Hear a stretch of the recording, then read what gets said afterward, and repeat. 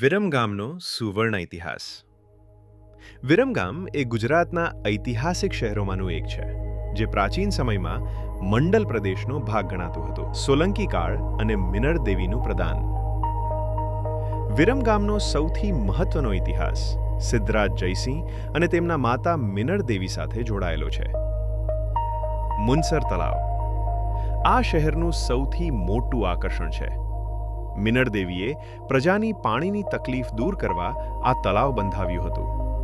તેને અર્ધસહસ્ત્રલિંગ તળાવ તરીકે પણ ઓળખવામાં આવે છે, કારણ કે તેની આસપાસ સેંકડો નાના શિવાલયો આવેલા છે.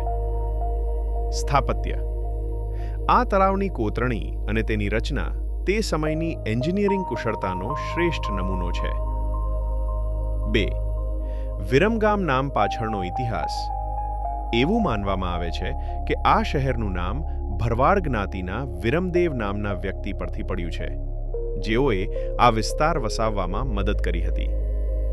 બીજી એક માન્યતા મુજબ ચુડાસમા રાજપૂતો અને ઝાલાવાડના શાસકો સાથે પણ આ શહેરનો ઇતિહાસ જોડાયેલો છે. મુગલ અને મરાઠા કાળ. ગુજરાત સલ્તનત અને મુગલ કાળ દરમિયાન વિરમગામ એક વ્યૂહાત્મક મથક હતું. ત્યારબાદ ગાયકવાડ અને પેશવાઓના શાસન હેઠળ પણ આ વિસ્તાર રહ્યો હતો. તે સમયે વિરમગામ એક વેપારી કેન્દ્ર તરીકે જાણીતું હતું. કિલ્લા અને દરવાજા.